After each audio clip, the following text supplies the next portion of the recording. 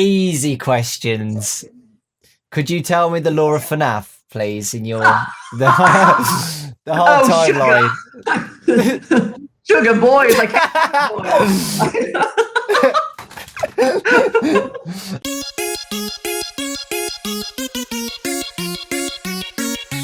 Hi, my name is Dawko. I'm here to sing a song to you, cause this is the FNaF show. Come on in, come inside. No need to be terrified. Together, we're gonna have a grand old amazing, awesome, spectacular, fantastic fun time! This is the FNaF show. I don't even think Scott could do that. Oh, but in the interview, right? Did you see that I asked him some things, right? So when I did the interview with him, I had to send him the questions, and he took the what, like he accepted the ones he wanted to answer. So when he emailed me back saying, "Hey, I'm happy to answer these," and he said he'd answer the what ending happened in FNaF 3, the good ending or the bad ending. I was like, yes, I'm so ready for this. And then I asked him, I was like, I've put a lot of thought into this and I'm not going to answer that. I was like, God damn it. Why would you approve it if you're not going to answer it? Right, I thought that was really weird because I saw you in the lead up to that interview saying like, oh my gosh, she accepted this question. I didn't know, I wasn't expecting him to do that one. But I thought I'd ask, and he said yes to it. I thought for sure, too, that I'm like, oh, that's going to be actually a really exciting lore reveal. And I was not concerned, but I was excited because I'm like, oh, this will be one of the last big opportunities to get a couple extra clues as far as putting everything together. Yeah. But then kind of played it close to the chest. I was, and I think he probably did it just because he didn't want to misspeak in a lot of ways. Yes, he said that. He said that before the interview. Yeah. He was worried about saying the wrong things. Right. That's always the trouble with any sort of interview like that, right? Is as soon as you say one thing, then everyone all of a sudden jumps into it, starts picking it apart, starts dissecting it, and it's like, let's blow it up. By him saying this, he actually meant all of this other stuff. Yeah. And so Scott Cawthon has confirmed literally. Yeah, but he did say it's complicated, so that's a little bit of guidance to what it would be. That's a bit validating, certainly. Yeah, I'd say it's like maybe both, and he split the timeline or something like that. And he accepted the sister location one as well with the Night 4 suit. It was interesting that he didn't answer that one because I didn't think it was that bad. Because he could have just said, "Oh, it's Funtime Chica" or something, and you know. It wasn't as big as the FNaF 3 ending one, so I thought he was going to answer that, but again, he didn't because he's a troll. And that one, it's interesting because that one I almost understand more why he wouldn't want to answer that one, because the implications of there being a Springlock suit in Sister in Baby's pizzeria or Circus Baby's entertainment and rentals at that. It's actually pretty indicative of, hey, Springlock suits already existed prior to this. It's being stored down here, and it would imply that whatever that character was, if it was, say, Funtime Chica or whatever, it would imply that Chica was early enough in the timeline that she could have been a Springlock suit and who had to be retired, right? So, like, that one to me actually had larger timeline ramifications and was the more dangerous question to answer. Whereas the FNaF 3 canonicity, I feel like that one is a much simpler answer because FNaF 3 in general has a much clearer place in the timeline. Yeah. And honestly, I think that the happy ending or the good ending is very clearly the canon ending because you've released those spirits, and then you're left with kind of everything from Pizzeria Simulator, where you're cleaning up everyone else, right? So that one to me almost felt like an easy confirmation for him to make on something that a lot of us were kind of already thinking about or already kind of assuming, and that would just kind of align with a lot of the existing lore around the game. So I was actually surprised that that's the one that he avoided both, but that one in particular that he actively didn't answer. Yeah. Other than that, I think, yeah, those were the only ones he approved. He talked about the movie a little bit as well, which was cool. He said it's going to be focused on FNaF 1, which is interesting. I mean, we expected that anyway, honestly. Like, I wasn't expecting him to make it too complicated, because he's got to bring in people who haven't heard about the games before, you know, and stuff like that. Like, if someone was going to watch the film, they'd be like, okay, so we've got normal animatronics, toy animatronics, nightmare animatronics, FNaF 3 withered animatronics, who's Springtrap, who's the puppet, who's Circus Baby, all that stuff. So it would have been too hard for him to put all of the games into one film. So I'm glad that he's stuck to the original. We'll see what happens. I don't know. Right. We'll see. I'm curious where he sets it. So to me, I feel like, yes, he focuses around the events of FNaF 1, but I think he sets it prior to the events of FNaF 1. If I were him, because if all of a sudden you're starting where the book starts, which is, wow, I underwent this traumatic childhood, I'm coming back to my hometown, here's this pizzeria from my traumatic past or whatever, let's unveil the mysteries around it. Now all of a sudden, you're already having to introduce the audience to a lot of stuff. There's a serial killer and a series of murders that have happened years prior, and the suits have come alive and are possessed, which is a lot to ask of an audience initially, while also doing all this world building. And so I feel like a good chunk of the movie, at the very least, has to focus around the murderer stalking in a pizzeria, shoving bodies into suits. And to me, almost, it might be the best way to end it is the animatronics come to life, cuts. Now let's set up the next movie or whatever, where like, oh wow, we're in a world where possessed animatronics exist. Or maybe around the midway point, that's when the animatronics come to life, and now you're dealing with a killer and haunted robots. But I think you have to see the pizzeria before any of the like scary, spooky events happen to establish that state of normalcy and see the possession process take place rather than the animatronics just automatically start off possessed. I feel like that might be pushing things a bit too far. He said he's happy with it though, and he said he's declined a lot of script, so you can clearly tell he wants this to be good, obviously. Oh, absolutely. And I think that it has a really good shot at being good, especially the first one, because it is so much more streamlined and simple from a storytelling standpoint. And I've said it in the videos, and I'll say it again here, where it's like, him working with Blumhouse makes so much sense, because Blumhouse makes really great films. Their stuff is incredible. They do it with low budgets, and so they have that kind of like, I like to compare them to like the YouTube of movies, where like they take small budgets, they're like lean teams, and they make really awesome films by people who are just passionate about making these films in a way that YouTube does it for creators. And I think it's a really good match, and I'm glad to hear that Scott's been so protective over the scripts and over all the creative that's been thrown at him, because where video game movies always fall down and where they always falter is they compromise on what makes the franchise special and what makes it so exciting.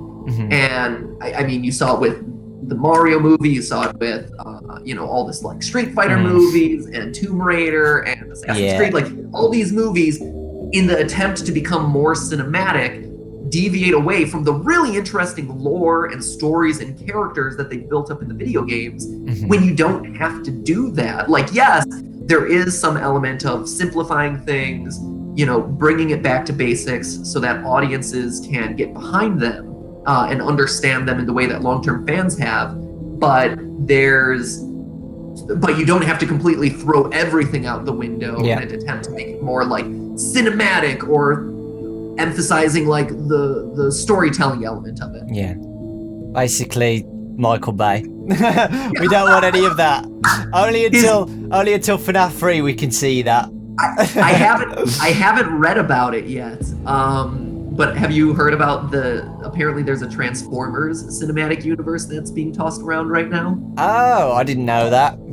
Yeah, apparently Michael Bay and his crew or whatever are talking about like the Transformers cinematic universe, similar to how Marvel's doing it. So you have like your core timeline Transformers movies, you have your sub timeline, like the Bumblebee movie that's coming out, and then some other featurettes, and then they're all gonna come back together for like the big Transformers battles. And Oh, cool. We'll see. Yeah, we'll see. We'll see how much like real life cars and trucks wins over audiences.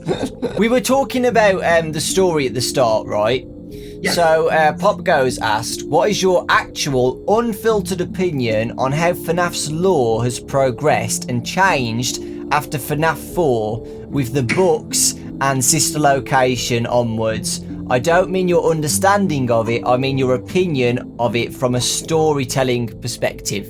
Oh man, hot takes. Okay. This goes back to what we were talking about either before the call. I don't know when you started recording, but when it comes to escape rooms, where escape rooms got to follow a logical flow. Like you define the rules of the game based on how you phrase your clues and the world that you set up, and the clues need to make logical sense in progression, right? Like all of a sudden you can't have like a fantasy element thrown into what is otherwise a realistic escape room. Like you're going into a World War II base camp and you're a prisoner of war. Good luck, soldier. And then all of a sudden, like the solution is some fantasy element that would really make a whole lot of sense, right? And I think the challenge with FNAF, and if I were to offer Scott one critique of the lore as a whole, is he set up one series of rules in the first couple games, and then he deviated from those rules or changed them midway through the storytelling process through the insertion of specifically sister location and the books. Yeah. What I mean by that is in the first couple games, there was a very clear timeline of events. And when I say timeline, I very specifically mean there was dates that were specifically referenced. There was the reference to multiple years ago, 1987. There were paychecks. There were, you're the new summer, you're the summer security guard. Like there were so many different references to times, dates, months, years, order of events, right? Yeah. Which led the entire fan base, including myself and you, to start trying to construct these timelines of what sequence happened where, when did these things fit in, et cetera, et cetera. And yes, it was hard because it was being told via flashbacks and these mini games and this and that, but there was a way that you can create a progression of events. But all of a sudden, once you start mixing in some more of these fantasy elements, and of course there's always going to be fantasy elements of like, there are robots that became possessed. But once you start mixing in like robots that are able to stay alive, or like scoop out a human and puke them up, and people turning purple, and all of a sudden you've stretched kind of the rules of the world a bit too far, and now all of a sudden you don't have a place to stand on. Like before, we thought we were standing on a moderately realistic worldview. Yeah. But then when purple people start being introduced and flesh suits and all this other stuff, that crumbles away, and now you don't know what is and isn't fair game. You don't know what the rules of the universe are anymore. The same held true with the books now, where Scott very clearly tried to differentiate, there's a book universe and here's a game universe, and never the two shall meet, except they did. And I think that was the other mistake there, was had the books and games been very clearly separated, now all of a sudden, great. They can exist happily, you can unravel the mysteries of one and not convolute them with the mysteries of the other, et cetera, et cetera. But when William Afton and his role in the business and what he does is introduced in the books and then comes over and comes to fruition in the games, there's nothing you can do but actually those two. And again, the rules of the game became unclear. The rules of lore crafting became unclear of where do those lines it's so blurry that you can't actually separate the two.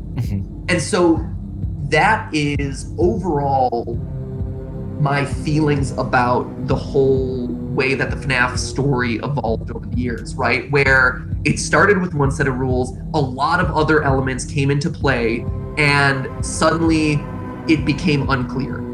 Things shifted, and everyone, yourself, myself, all the theorists online who are trying to pick this apart, suddenly became frustrated because we didn't know what was and wasn't game anymore, what was and wasn't applicable anymore. And that's when you get into this cycle of like writing timelines and rewriting timelines and rewriting timelines, because we were still thinking in the old school FNaF mentality that it had set up from the beginning, and that's what everyone was looking for. But now all of a sudden it was more of a just like general thematic story. So that's I think that's my viewpoint. I think if FNaF 4 had truly been the final game in the franchise, like FNaF 3 was billed and like FNaF 4 was billed, I think that would have been great. I think you could have made a clean cut, done awesome. That's a complete package. Move on to sister location, and now that's a whole nother package. I think that would have been, because now you're resetting the universe, and now you can do it again. And I think the story as a whole would have been more satisfying that way. You know, so that's my viewpoint. I think it's still fun to piece together. I think it's still fun to really think about. Every time I revisit the franchise for a new game or a new theory or whatever, I discover something new or I see it in a new way, and I think that's fun and exciting. But I've gotten to the point where, do I expect to actually solve FNaF? No, and I think that's sad. Like, that to me, and I think that to a large part of the fan base, is just kind of disappointing and sad, where we were expecting or hoping that at some point everything would coalesce and all the different pieces would come together into like the crystal clear story of like, this is what it is. And at best, we're gonna get kind of like muddy timelines and general thematic events and this and that give us a general understanding, but not like the definitive solutions that we were looking for. Yeah, you're what about right. you, Dawko? You've done a lot of this stuff. No, my thoughts. Okay, so if you were Scott right now, and he was going to make one more game, okay, Ooh, okay. one more game, do you think he would need to put it at like a game about Fredbear's Family Diner, or would you do it the location before FNaF 2? What game would you think he could do? What would help with the lore? So if you could do something like that, what would it be? So location, lore, all that jazz that could help. The thing is, There's too much. No, it's not too much. And I think FNaF 6, Pizzeria Simulator, did a really good job of tying up a lot of the loose ends. It's like, here's the origin story of the puppet, here's the beginning of the story, and here's the end of the story. In my opinion, again, where Scott started to blur the line and make it a bit frustrating was all of a sudden you have Orange Guy who Yes. is this whole other entity, Yeah. and you have juniors. And those, and at this point I like feel very confident in saying that Orange Guy is Purple Guy, but like you have the bear claw that's outside the window, Yeah. you have the presence of juniors, you have the weird mound in that one glitch screen, all very clear clues that point to something in a game that overall was doing its best to tie up the loose ends. Here's what happens to all the animatronics that were still kicking around. Here's the beginning of the lore, which was pretty explicit. It was pretty explicit, like, this girl died, the puppet spooned her, and now, you know, the puppet is this girl. Great. Henry, in his audio recordings, describes everything and explains everything. Like, if you look at like a lot of the core elements of FNaF 6, it was very explicit in a way that none of the other games were. Like, it was very clear that Scott was answering questions. But the things that he seeded in, like Orange Guy Juniors and the Mound, again, were vague to the point of frustrating. Yeah. In what was supposed to be the ultimate kind of like final button on this thing.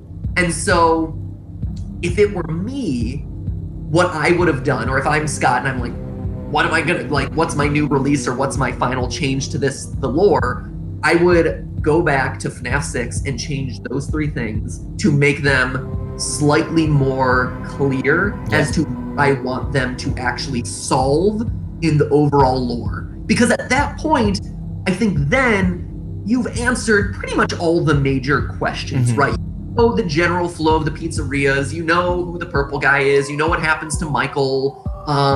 You know, the Springtrap, Will-Trap stuff I think kind of resolves itself if you really look at it.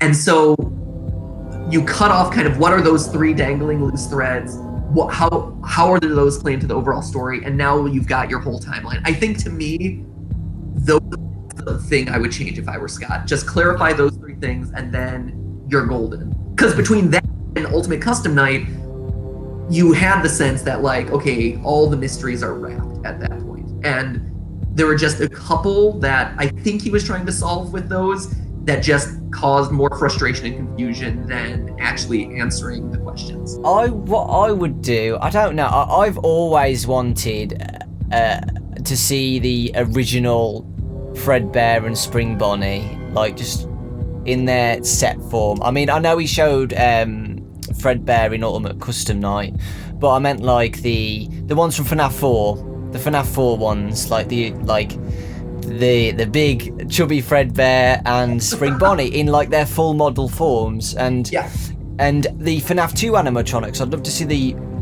withered animatronics unwithered, and you know, it would be cool to see a game like that called like FNAF Origins or something, where we go back to the old location. Scott, you know, if you're watching this, you know I've said that about a billion times. I keep saying FNAF Origins. It would just be cool to go and see the old location in person, like in game, instead of it being in a mini game form.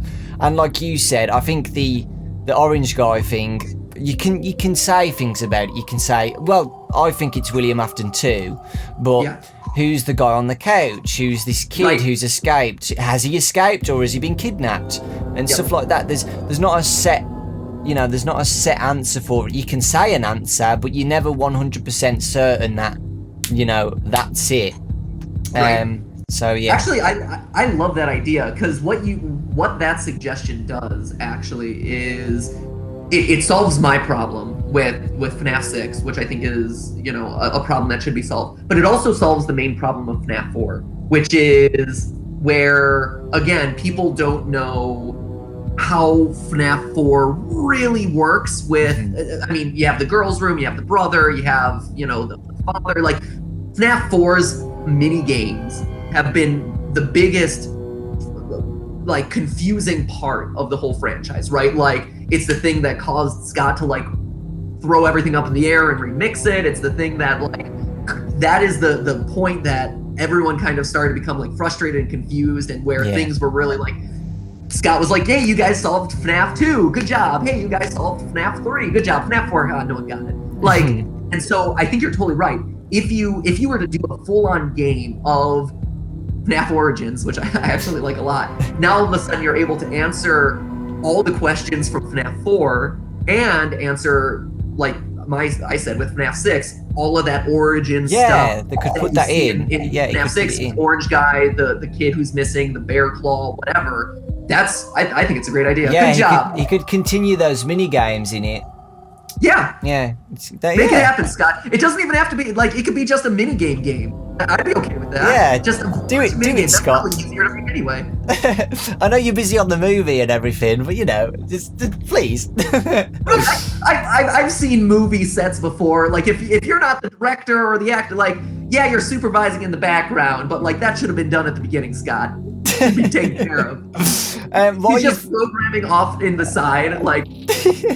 They're like, okay, lights, everyone turn off their cell phones and lights on their cameras, and he's like clicking along.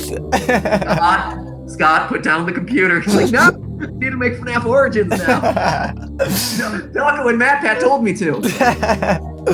I wish one day. I'd love it though. I've been saying it for like 3 years. FNAF Origins. I'd just That'd be great. Love to see that. Hey, it's not a Christmas season without a FNaF game. That's true. You never know. He could be working on something, but He's also got to keep the hype high for the movie.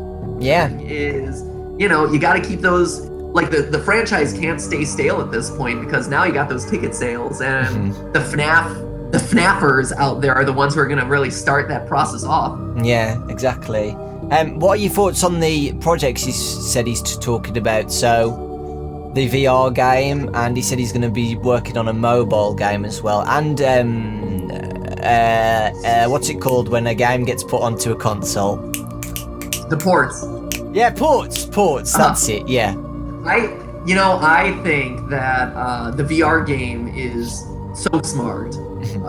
It's an easy win, right? Like and it's such an easy game to translate when you really think about it, because you literally are sitting in one location the whole time and like tapping buttons.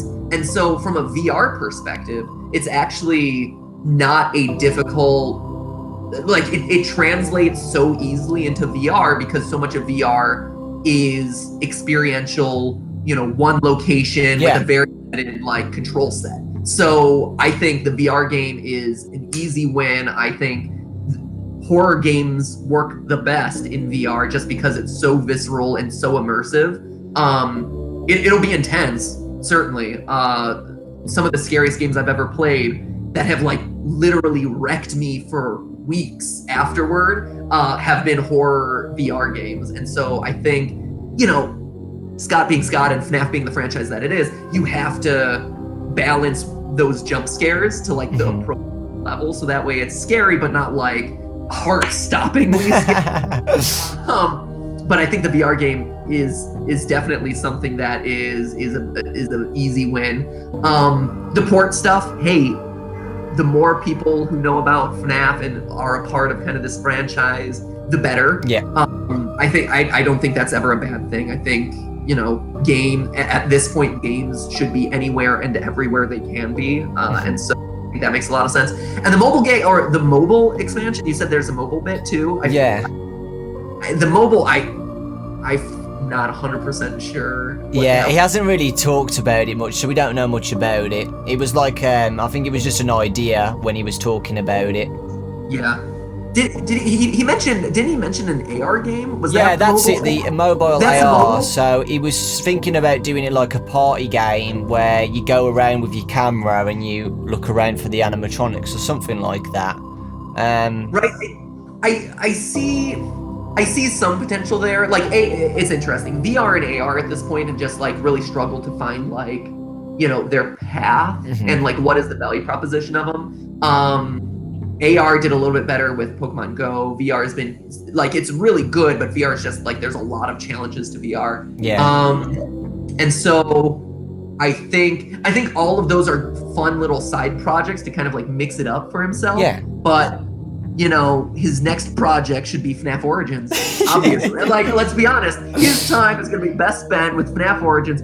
Then the series is done, and then he can move on into his like cinematic universe of, Chipper and Sons Lumber Company. Yeah. I forgot. I was going to ask you something. We've run out of questions. Thank you, ladies and gentlemen. Okay. Favorite animatronic and why? Oh my gosh, gee. Clearly Withered Golden Foxy. No, I've always loved the puppet. Yeah. I've always loved Golden Freddy, and I've always loved Foxy. In all his iterations, but probably original Foxy the best. I will say, let's see, favorite, but that's 3 answers, so I can't give that way. Like, I have to choose one. I would say, if I were to pick my favorite, it would have been Golden Freddy, but I think the lingering mystery around, like, the one you shouldn't have killed and stuff, and the fact that, like, Golden Freddy falls into, like, one of those gray areas that doesn't have a solid, definitive answer at this point, which, again, is one of those really frustrating things to me. I would have to say the puppet, just because the puppet is this, I love that she has a definitive answer. I love the way that she's portrayed in Custom Night as far as like being in control of everything and kind of being not in control of Custom Night, but like, you know, I used to be scared of you, but now I'm not anymore. Yeah. Like, I love her personality as presented in Ultimate Custom Night. I love the fact that she's such a well-defined character, even though the only time we've ever seen her is dead, and like hopping behind a window. Quite honestly, because, you know, she's a social outcast who takes it upon herself to like protect and care for all these other spirit children. She goes to the effort of setting them all free. She's enough in control of her faculties that she's able to kind of like, you know, still do all of this stuff, but she's out of control enough that Henry has to send in Lefty to take the reins for this. Like, she is such a robust, complicated, well-rounded character that in a series where there's a lot of question marks and a lot of like half-finished characters, that like the puppet far and away is to me so interesting and complex and fascinating. I just love her. Yeah, and like you said, it's Henry's daughter as well, so that like that's why it's super cool. Favorite FNaF game and why? FNaF 2, hands down, easily, no question. Just because it was the first one. One, it was before the lore became too complicated for its own good, and became just so bloated. But it was still mysterious in its own way. It did a great job of seeding in those mini games and taking the mysteries of FNaF 1 and really blowing it out into what the franchise would be synonymous with. I loved the gameplay mechanics. I thought that it was really smartly done with kind of like the whole keep a lid on all the different pots and flashing lights and maintaining the vents and this and that. Like, it really pioneered a lot of what FNaF would be known for down the line. Like, FNaF 1 was very much like the prototype, and FNaF 2 was like, okay, this is what FNaF as a franchise stands for. Gameplay-wise, it was really satisfying to me. Lore-wise, it was really satisfying to me. Character-wise, I thought it was really smart the way they introduced all these new characters and wizards and seeing the passage of time with them. Yeah. Really cool. FNaF 2, hands down. With Ultimate Custom Night actually being I think might have been my second place. Yeah.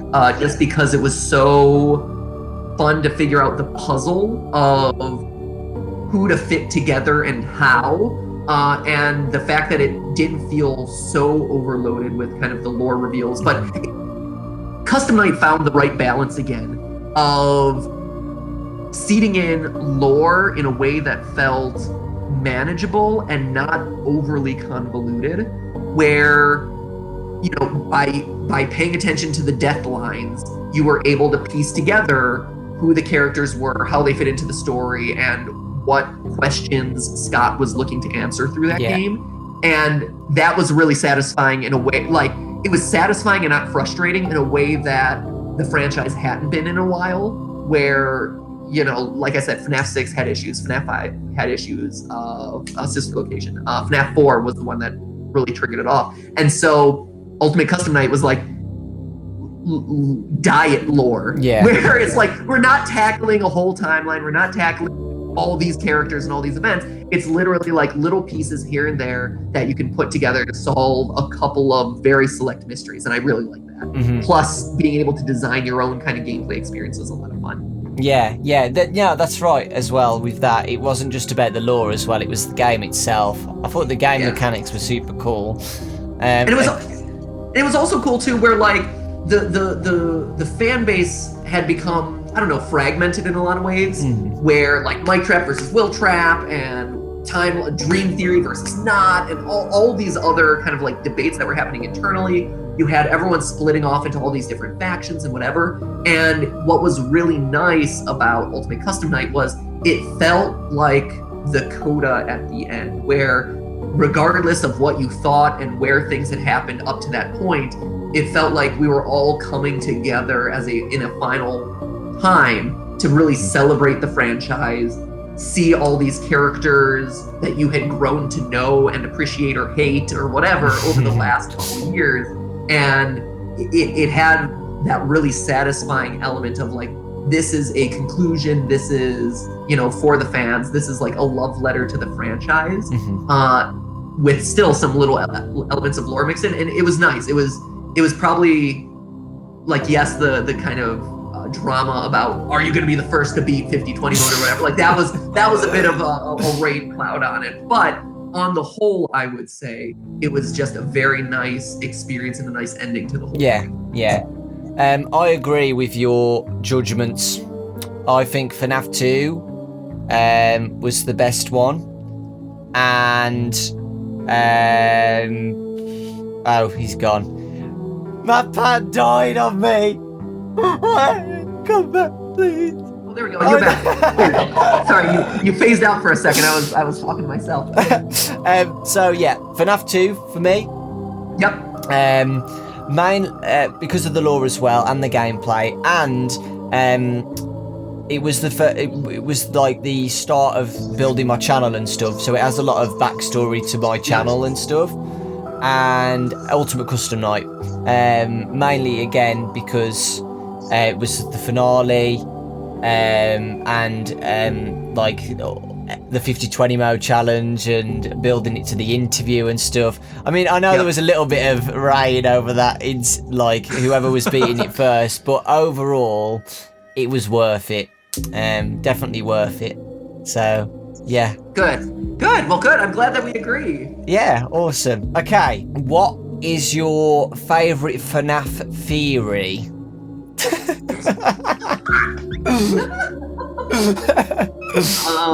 Jeez. Or you bet like the best idea then, or something, not like a full-on theory, just something you find. Obviously, my favorite theory is what is Mangle's gender?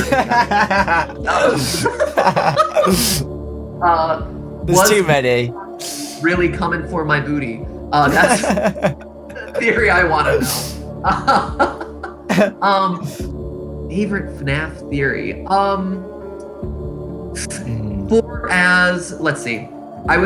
There's two. If I were to take it real seriously, there's two. One would be the one where I predicted the appearance of William Afton and his partnership with Henry, and him being one of the co-creators of the animatronics and this and that, that we did in anticipation of Sister Location, using the books as clues, because that was, and the books and FNaF World as clues, because that was one of the times where we're like, okay, so much of my frustration with the franchise is I was always playing catch up, and because it takes long for us over here to do episodes, from the editing standpoint, from the writing standpoint, whatever, like it just takes, like FNaF episodes for me take literally at least a week to 2 weeks of just purely pinning things up on boards and like writing out timelines over and over again and this and that. And so that was, and usually he would drop games at really bad times of the year for me. And so like I'm at VidCon, oh, and there's FNaF 4 that just dropped. Hey, yeehaw. And so I was one of the few times that we were able to, you know, really sit down, think about everything that had come before, read the books, and I was able to process the book and look at how it was going to factor into the overall lore. And a lot of what I predicted in that episode ended up coming to fruition in Sister Location, which was really exciting. And that was like, ha-ha! I've got a hold of this franchise and I figured it out. And then someone turned purple and puked up robots and it all crumbled around me. But there was a brief glimpse in the opening of Sister Location when William Afton starts talking, and I'm like, yes, I figured it out. And then it was like, it didn't happen that way, and it was sad. So that would be one. And then the other one, honestly, is and it's a controversial pick, but I actually like Dream Theory a lot. I think a lot of times coma theories and dream theories are the theorizing easy mode, or like, you know, you're able to, they're almost OP for theorizing, because everything that works like is able to be used to support the theory, and then everything that doesn't work is like, well, it's just a dream anyway. And so I find a lot of like dream theories that are posted on like Reddit, or coma theories that are posted on like different websites or whatever. Like the Rugrats, they were in a coma the whole time, and this and that. Like I find those really unsatisfying and frustrating, because some people are like, "That's the best theory ever." And I'm like, no, it's actually kind of cheap. But when it came to FNaF, what I liked about Dream Theory was it really does seem, and it really did seem when we did like the clue that we missed episode, it really did seem like that was the story that Scott wanted to tell with the franchise, and that is what he intended through FNaF 4 to be kind of like overall lore. That was, again, one of those really exciting moments where I tried to convey it in the episode itself, and I was very specific in how I wanted to edit the like reveal of the clock and this and that, because how that episode plays out is very much how my mindset was when I was constructing that theory around, like, I knew that there was a missing piece that wasn't lining up for me, and I knew I had a theory, like, oh, dream theory, but there's like, it feels unsatisfying, and there's one clue that I'm missing, and there's something that's gonna sync this all together. And then hearing I was just pouring over gameplay footage over and over again, and suddenly like I'm like, oh, the sound effects of the clock, that's the differentiating feature, that's the thing that locks this in place. And I remember being so excited to find it. Felt like this is solved, this is all together, got it. Even though for people who've been, all of us who've been counting toes and measuring dates and paychecks and this and that, yeah, it was unsatisfying from that standpoint. It felt satisfying insofar as this felt like the right answer. Again, it was the one time in theorizing about this game franchise, like, I got that crystal clear moment of like, this is the definitive answer. Great, awesome. Here's all these other questions, but robot spaghetti. I don't think we're ever gonna get an answer, though. No. Ever. No. Like, I don't even think Scott could do it himself. I bet if Scott, did a book and said, this is this, this is this, this is this, this is this, we would read it and say, oh, but in the game, this is this. So how does that make sense if that is that? I think it's too much to explain all at once now, I think. But does that make you feel unsatisfied, or are you satisfied with it now? I mean, with everything now, are you satisfied? Apart from Orange Guy. I know you hate Orange Guy. Right, I hate Orange Guy. I'm at peace with it now. Okay. I think it's the best way to put it. Like, am I satisfied? No. Will I ever be truly satisfied? No, but I at least understand what the franchise is now, which is exactly what you just said, which is we're never going to get a truly definitive answer because one doesn't necessarily exist. And as much as I think people online still hold out hope that one exists, I don't think one exists, and I'm okay with that.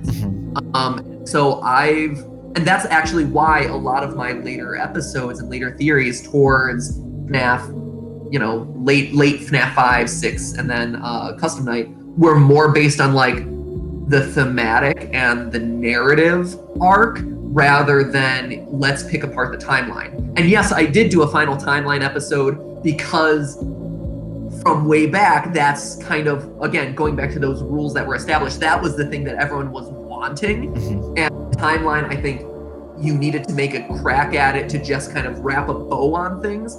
But I think in doing the timeline, what it really proved was that this is no longer a timeline story. It's a motif and a thematic story about family and about loss and about, dealing with grief and all of that stuff that isn't necessarily what the story was when we first started, but that's what it became when we went on. Yeah. Are you working on any other FNaF projects for the future?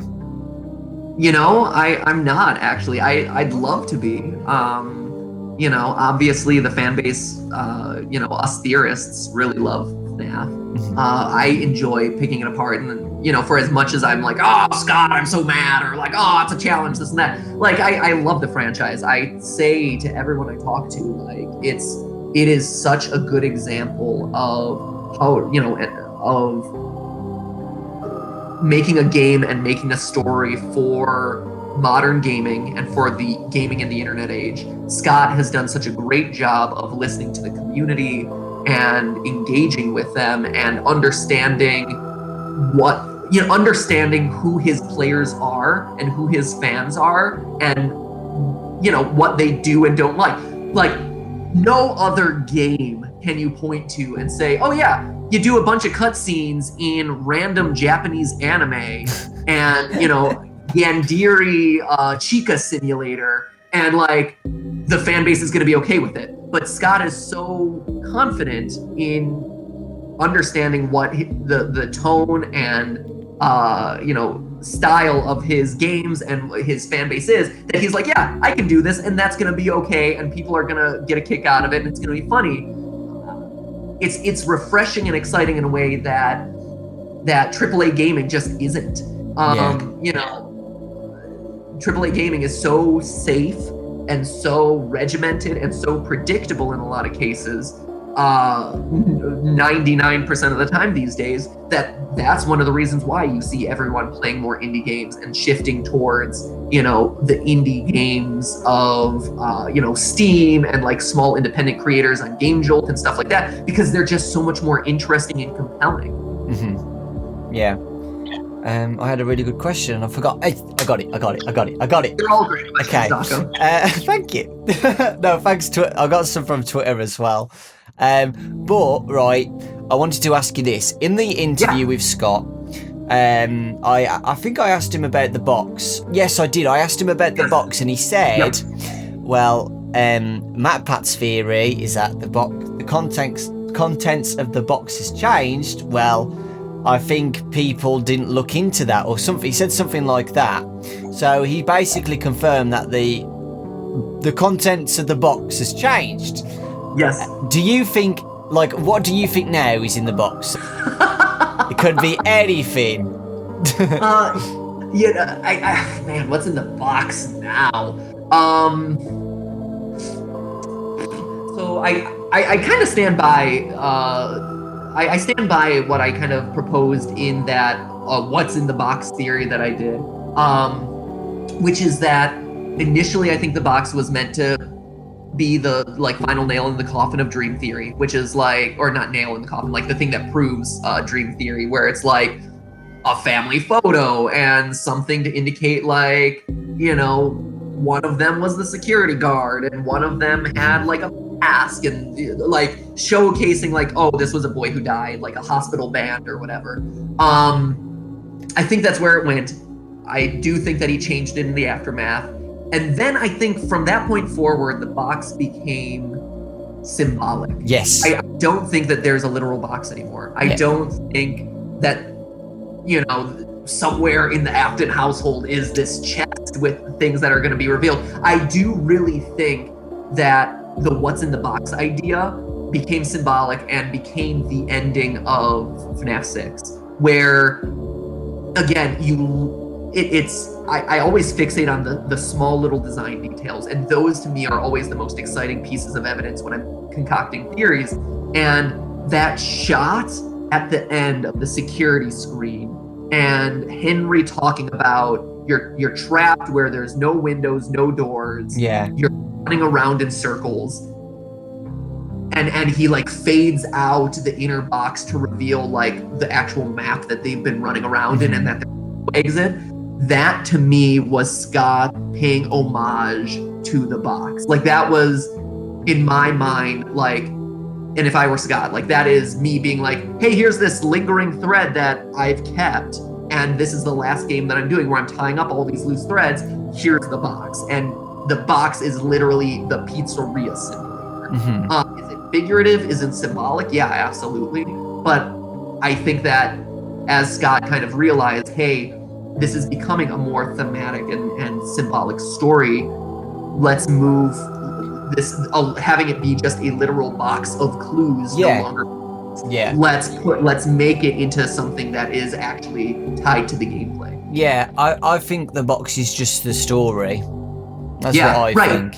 It would have been really cool if he did reveal it at the end or at the start of FNaF 6 or something, where you just see the box and it opens and you go in the box and it's the game or something like that. Just maybe in the film as well. He could do something like that. At the start of the film, it's the box just on its own and it opens and you go in the box and it's the film. It's the movie. To reference, to show that it's just the box represents the story. Right? Yeah, and I think that's totally a valid way to do it. Like that wouldn't necessarily be a cop out, right? Yeah. Like it's like a memory chest. It's Yeah. a framing, you know. And so yes, it's a box filled with stuff, but the stuff is memories. The stuff is stories. And then maybe at the end, like of the movie or whatever, you pull out and you reveal like what the couple of items are or whatever. But yeah, you don't even need to do that. It's like hopping into a storybook. You're hopping into a time capsule. Yeah, that's what I meant. Yeah, exactly. I could do this all day, Dawko. I don't know if you realize. It's just so awesome and chill just to talk about FNaF.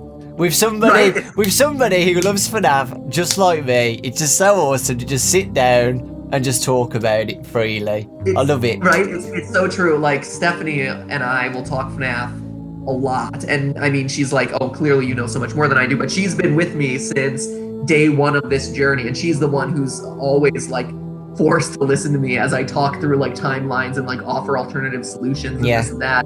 But like, yeah, it is. It's nice to have other, and then when I talk to other people like Jason who works with us or the editors or like the editors who work on FNaF episodes hate that. Like they all actively say, please don't put me on the They're all so done with it at this point. Yeah. So like I literally have to be like, guys, will one of you just do this for me? Like I swear it's gonna be the last one. Please just suck it up and get through this one. And then I swear you'll get a fun one next week or whatever.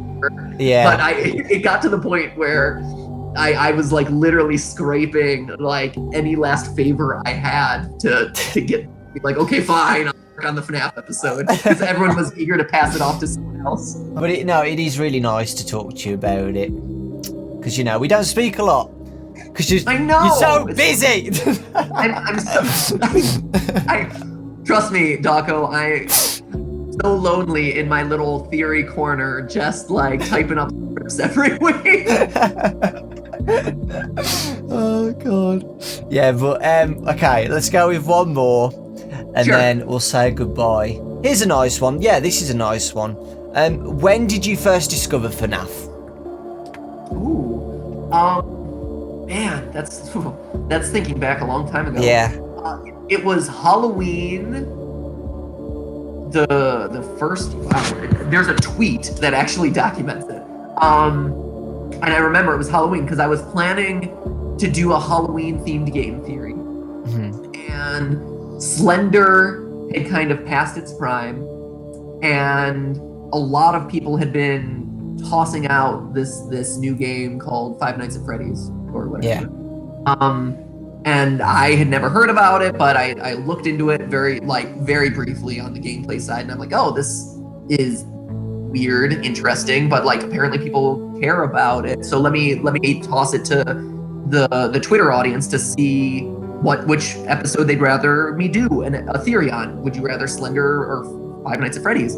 And shockingly, overwhelmingly, people picked Five Nights at Freddy's, and I'm like, wow, I had no idea that this was something that was so resonant with them and that they were so excited about. Let me actually look into this. And so as I took it more seriously and as I started to like really dig in deep, that's when I started to see like, oh my gosh, there's like these hidden articles and there's an like story here. This isn't just like another generic like jump scare game. Like there's actual substance to this. And so it was shortly after the release of FNaF 1 that it came to my attention. But like, yeah, it was really thanks to a couple of really like resolute fans on Twitter and people just kind of like sending me, hey, cover this. And I'm like, it caught my attention. And it wasn't until they really showed enthusiasm for it that I'm like, wow, there must really be something here. Let me really dive into it. So that's where it all began, was for that Halloween episode. Then the rest is kind of 20 plus episodes later, the rest is history. Yeah, it's been 4 years, and I'd say FNaF is still, there's some good things coming.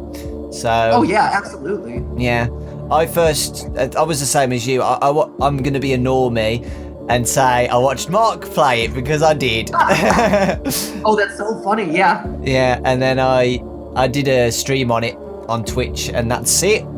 So that was it. And then you were locked. yeah, locked just like you.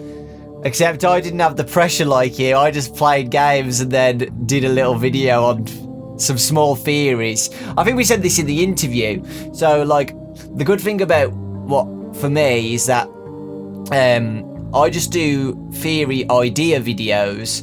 Right. I don't have to put it all together and have the pressure of putting it all together. I just say, hey, here's my idea. Let's do another video. Hey, here's my idea on this bit. So yeah.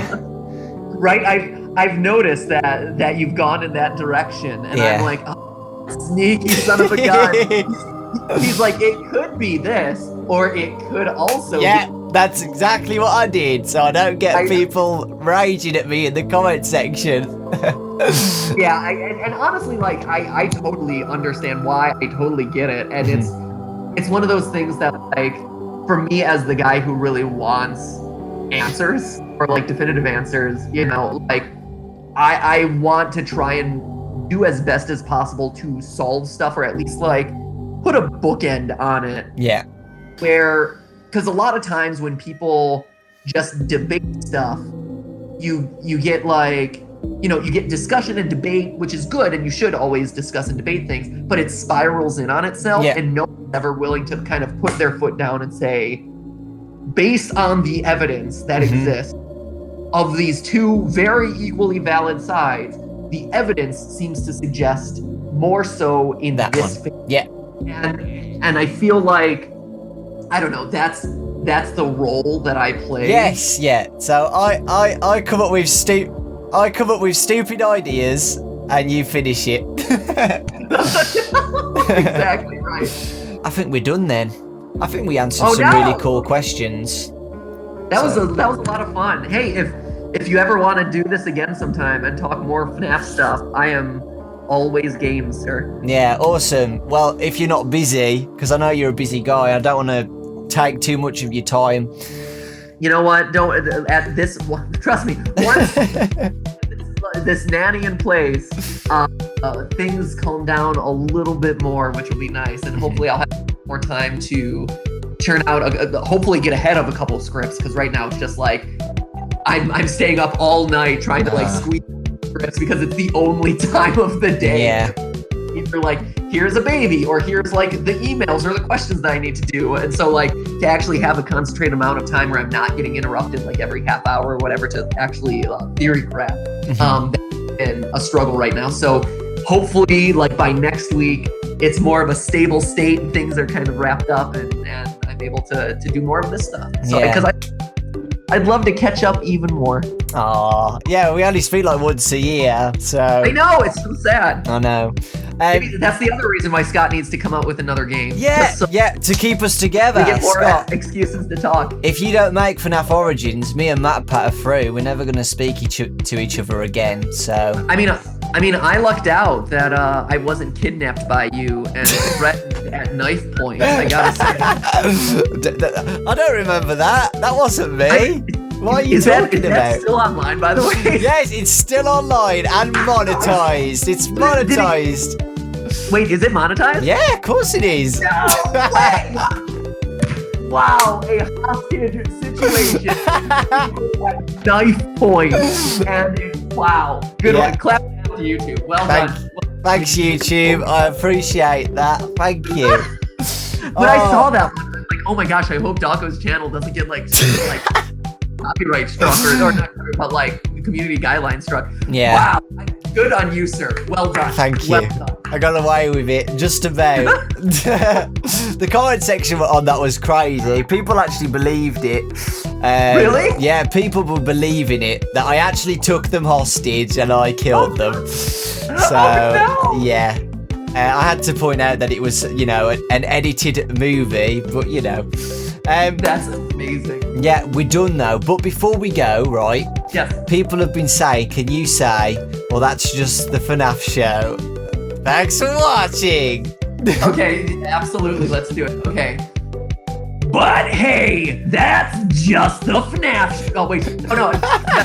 But hey, that's just the show. The FNaF show. Thanks for watching. Yay!